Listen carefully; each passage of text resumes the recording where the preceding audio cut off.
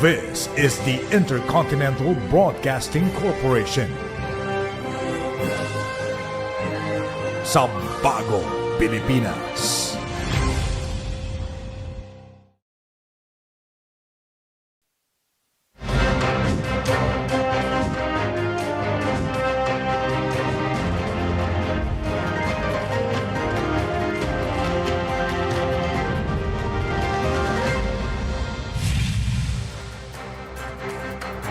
Good evening. This is 13 News. As the country commemorates its 128th Independence Day, we honor the freedom hard-won by generations of Filipinos. We join the nation in celebrating our history, but tonight there's more news developing across the globe. Here are the headlines right now.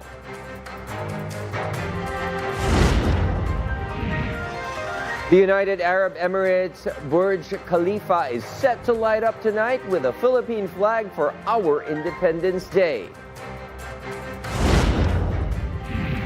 President Ferdinand R. Marcos Jr. urges Filipinos to uphold unity and freedom on this historic day. Breaking tonight, a yacht delivering aid to quake victims catches fire while at sea. Also breaking news tonight, Ateneo Blue Eagles coach Tab Baldwin finally speaks up on the deaths of two players.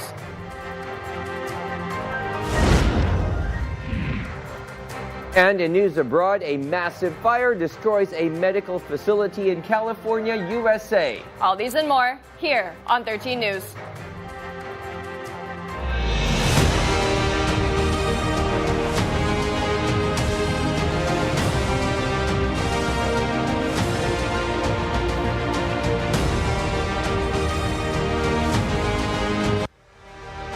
The United Arab Emirates will be joining the Philippines in commemorating its 128th Independence Day. Later at 12:10 a.m., Burj Khalifa in Dubai and Adnoc Tower in Abu Dhabi will illuminate the image of the Philippine flag. The annual lighting of the two iconic landmarks mirror the enduring bilateral friendship between the country and the UAE. Separately, Filipinos abroad gathered at the Philippine Embassy in Abu Dhabi to celebrate Philippine independence through a flag-raising ceremony and a short program honoring the patriotism of Filipino heroes in the revolution. Tonight, several world leaders have extended their greetings to the Philippines. These include the United States, UAE, Israel, and Norway. In a statement, U.S. Secretary of State Marco Rubio conveyed Washington's warmest congratulations to the Filipino people. Rubio also reaffirmed the United States' unwavering and ironclad commitment to its mutual defense treaty with the Philippines.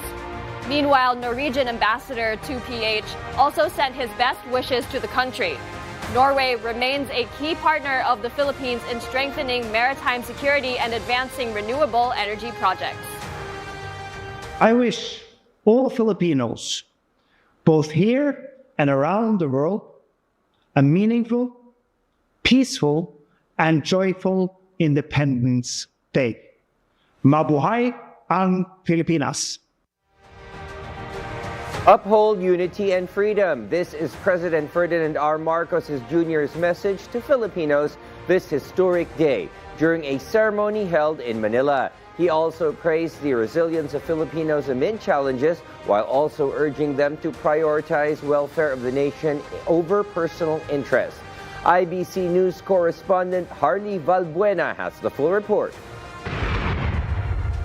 Tandaan natin na ang kapayapaan, kasarinlan at kalayaan na ating tinatamasa sa ngayon ay tinubos ng dugo ng mga nauna sa atin. Naway magsilbing bigkis ang ating bandila, ang ating pambansang awit at ang ating pagka-Pilipino sa pagbuo ng isang bagong Pilipinas. This is the message of President Ferdinand R. Marcos Jr. as the country commemorates its 128th Independence Day. The President, together with First Lady Liza Araneta Marcos and the First Family, led the flag-raising ceremony and singing of the national anthem at Luneta, Manila. President Marcos Jr. also led the wreath-laying ceremony at the monument of our national hero, Dr. Jose Rizal. They then proceeded to the Quirino Grandstand for the Independence Day Grand Parade. Acting Senate President Sherwin Gatchalian and House Speaker Boji D joined the President on stage. In his speech, the Chief Executive praised the resilience of Filipinos amid great challenges. Maraming hamon sa ating kalayaan at kaunlaran. Nandyan ang mga katiwalian, pagkakakanya-kanya at kahirapan. Nandyan din ang mga pandaigdig na kaganapan at banta ng tinatawag na climate change at kalikasan. Ngunit sa kabila ng mga ito, nananatili ang aking paniniwala at pag-asa sa galing, sipag at kabutihan ng ating lahi, ng lahing Pilipino. He also recognized the compassion and solidarity of Filipinos, especially in times of calamities, and thereby encouraging them to always stand for what is right. Ipalalim natin ang ating kamalayan, maging mapanuri sa katotohanan.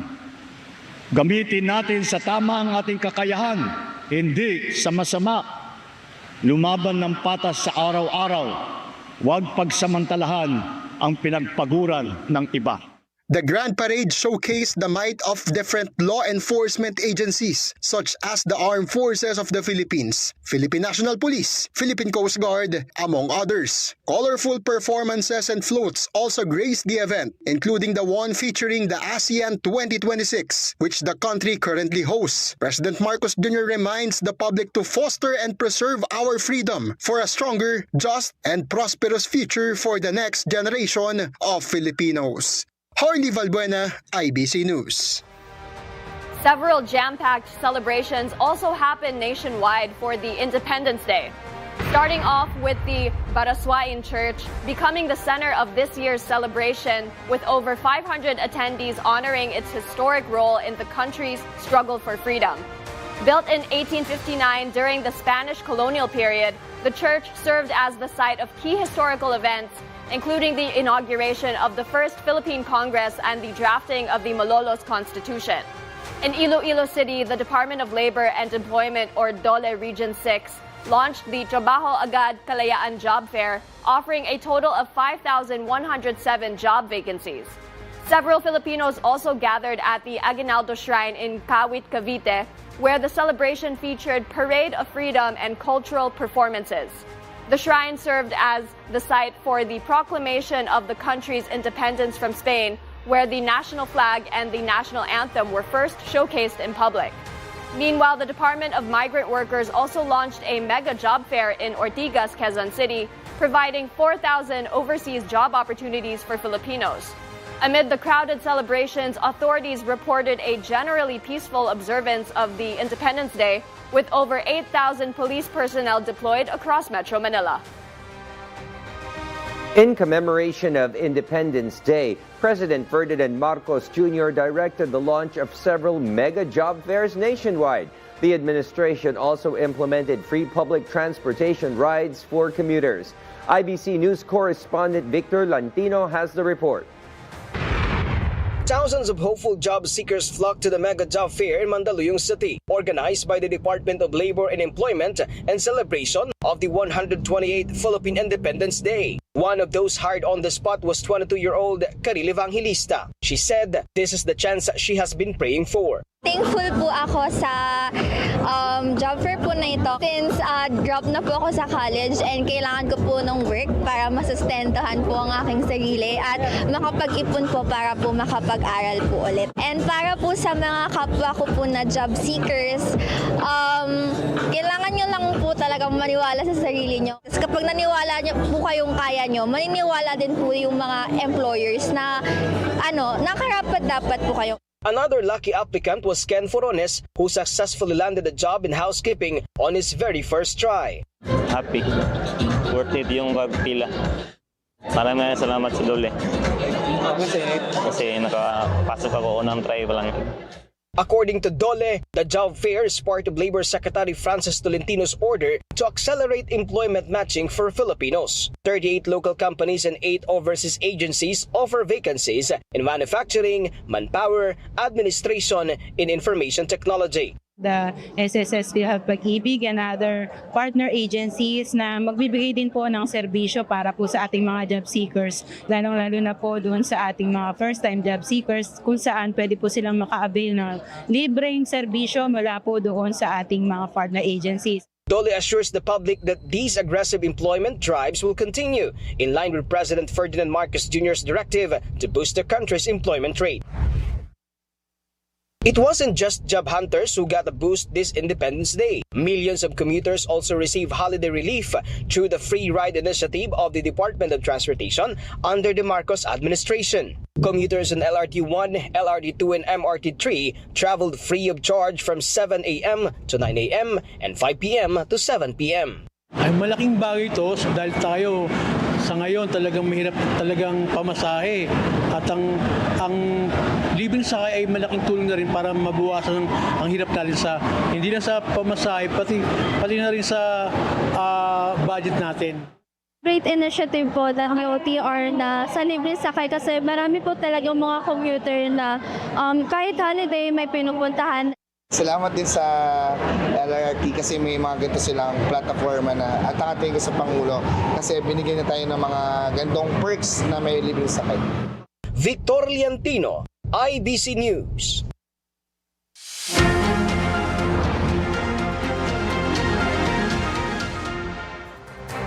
A heavy downpour with thunderstorms hit Metro Manila earlier today following Pag-asa's thunderstorm advisory. This weekend, expect cloudy and rainy weather conditions, folks. Easterlies will continue to affect parts of southern Luzon, Visayas, and Mindanao, bringing rains over Bicol region, eastern Visayas, Caraga, and Davao region. Meanwhile, the rest of the country will experience partly cloudy to cloudy skies with isolated rain showers due to localized thunderstorms. Coming up next, the coach of the 2 deceased Ateneo student athletes finally breaks his silence. Stay tuned. This is 13 News.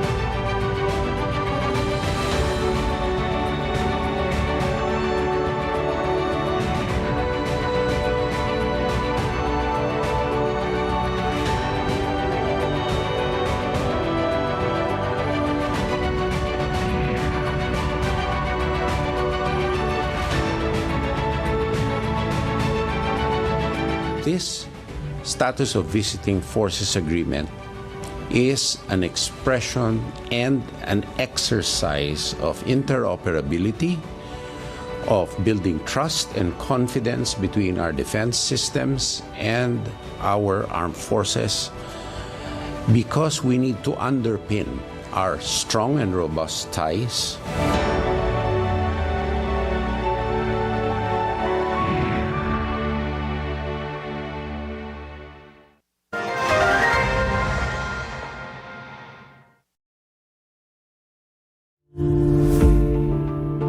Sila ang mga hinalal ng taong bayan upang maisulong ang kaunlaran sa bayan at maiangat ang antas ng kabuhayan ng mamamayang Pilipino.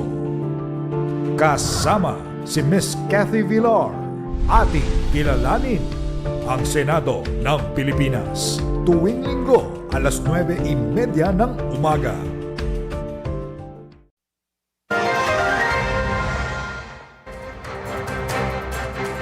The head coach of the Ateneo Blue Eagles, Coach Tab Baldwin, finally speaks up on the deaths of 2 athletes. He turned emotional in a video message posted on Ateneo de Manila's social media page. I'm sorry. To the depth of my being, I'm sorry. On that fateful day when We sent the players out for a routine training run in what we thought was shallow water, up to the moment when we realized that whatever had happened, they were in dangerous water. And we did everything that we could as coaches. The veteran coach offered a heartfelt apology, saying he is sorry to the parents of the deceased basketball players and to the community he has long guided, claiming that he has failed in his duty. Two Ateneo Blue Eagles men's basketball players, Devin Adili and Rene Baterbonia, tragically drowned on June 8 during a team-building activity in Dipaculao, Aurora.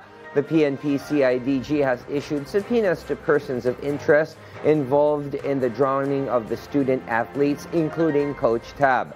Meanwhile, starting tomorrow, June 13, the Ateneo de Manila community is holding a candlelight service for Divine Adili from 10 a.m. to 10 p.m. Meanwhile, the Department of Foreign Affairs, or DFA, said it respects the sovereign rights of China after announcing a ban on Defense Secretary Gilberto Teodoro and his family from entering the country.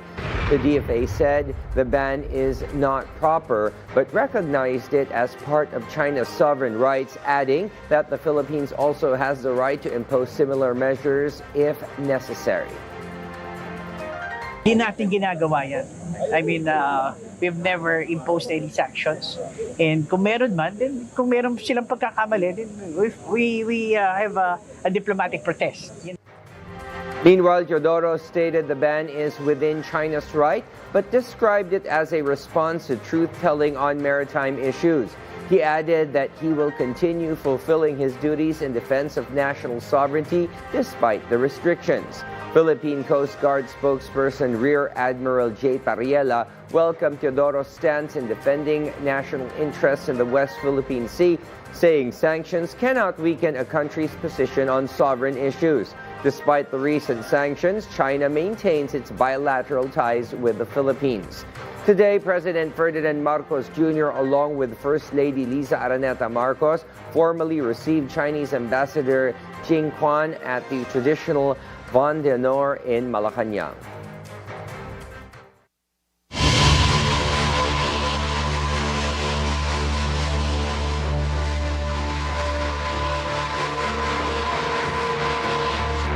Government and non-government organizations are relentless in bringing relief and aid to several regions 4 days after the powerful 7.8 magnitude quake rocked Mindanao.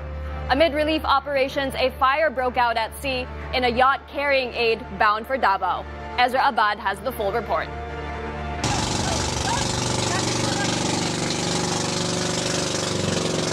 4 days into the aftermath of the powerful 7.8 magnitude earthquake that shook Mindanao, government agencies and non-government organizations surged forward with relief efforts. A yacht carrying relief goods bound for earthquake victims in southern Mindanao caught fire while at sea this afternoon. According to the Philippine Coast Guard, the vessel was en route to deliver supplies when a fire broke out on board midway through the voyage. With the roads from General Santos to Glan still impassable, several non-government aid groups have opted for a sea route to ensure relief goods reach those in need. The PCG responded swiftly and all passengers were successfully rescued and no fatalities were reported. The cause of the fire is still being investigated. Meanwhile, remains of 2 more earthquake victims have been recovered in the joint efforts of the PCG, the Philippine Red Cross, and the Bureau of Fire Protection in Barangay Kalumpang, General Santos City. The Coast Guard's working dogs detected signs of human presence under the debris of a collapsed commercial building. Retrieved were bodies of a 39-year-old male and a 28-year-old female resident of Cotabato City. Search, rescue, and retrieval operations continue. On the other hand, on Independence Day, the Department of Social Welfare and Development, or DSWD, together with government agencies, continue to deliver aid to affected families, especially in Glan, Sarangani. DSWD Field Office 12 has already distributed 1,200 family food packs to residents of Barangay Lagimit, providing immediate support as communities work to recover. Overall, the government has distributed 20,000 food packs across Davao. Based on the latest data of the Office of the Civil Defense, as of today, the death toll from the Mindanao earthquake remains at 47. The injured stands at 688, while the number of missing individuals rose to 38. OCD said over 30 million pesos worth of aid had been disbursed so far in the form of cash assistance, food, and non-food items. Ezra Abad, IBC News.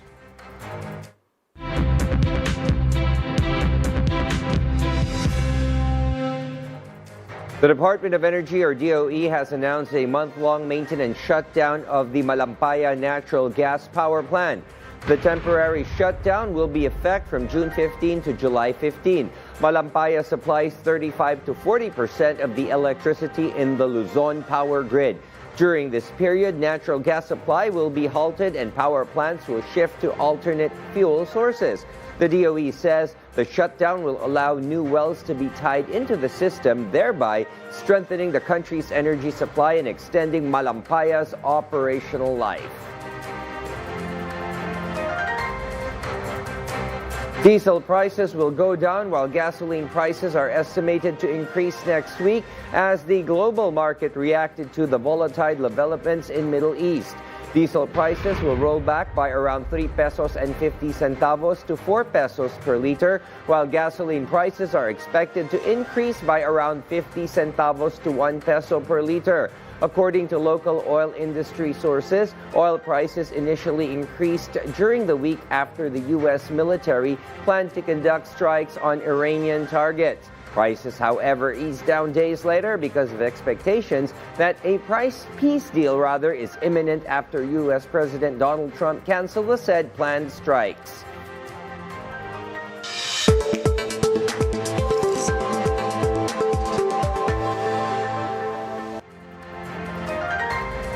Aside from Philippine Independence Day, the Philippine Supreme Court celebrated its 125th anniversary today. In commemoration, the Supreme Court released its 3,000 pesos commemorative banknote and coin from the Bangko Sentral ng Pilipinas. The Philippine Postal Corporation also issued the court's commemorative stamps to honor its more than a century milestone.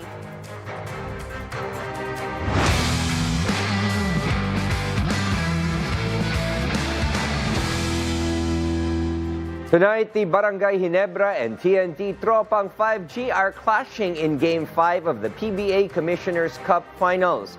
Ginebra leads TNT at the end of the first quarter with a scoreboard of 25-17. TNT regains their momentum before halftime with a 50-47 lead. At the end of the third quarter, TNT maintains their lead with a score of 70-65.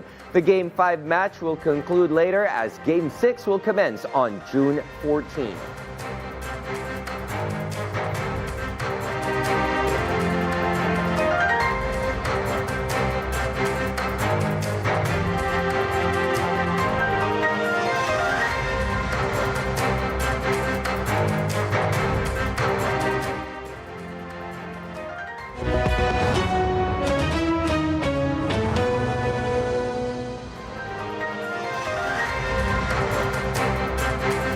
In news abroad, a violent commotion broke out after the NBA Finals game in New York.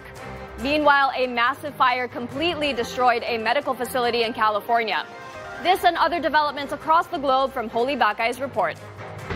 Thick plumes of smoke engulf a 1 million square foot medical facility in California, USA after a fire broke out. The water sprinklers failed, causing the blaze to rapidly spread. No injuries were reported while the cause of the fire is still being investigated.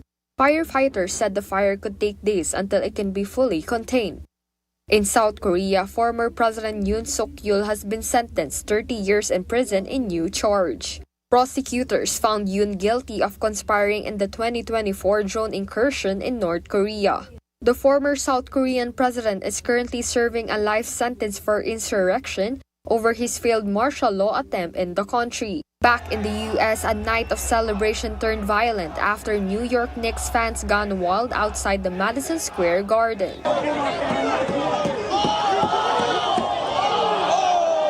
Police officers tussled with fans at the sudden commotion post-NBA Finals game. At least 56 individuals were arrested while 10 officers were injured. Around 10,000 people reportedly crowded the city, with several groups staging public disorder.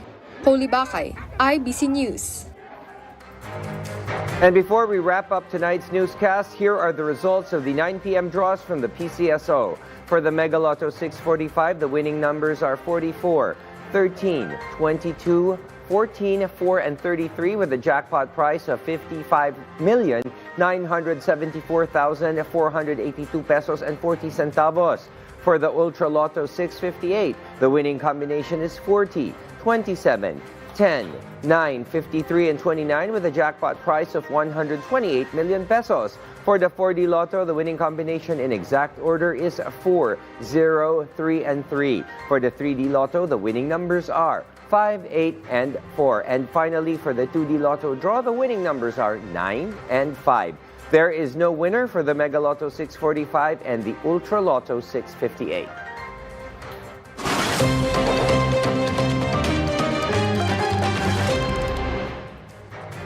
Tomorrow, June 13, the 6-month pilgrimage of Our Lady of Guadalupe in the Philippines begins. The journey will start at the Manila Cathedral before it embarks to visit 40 shrines and parish church across the country. Earlier, President Ferdinand R. Marcos Jr. led the blessing of the pilgrim's image at the Malacanang Palace. Also tomorrow, the Manila Marathon kicks off. The 42-kilometer marathon stretches from Pasay City to Quezon City. It is expected to last for 8 hours with around 25,000 runners expected to attend. You know, Angela, my very first marathon, I actually cheated because I was so tired. I didn't prepare for it. You know what I did?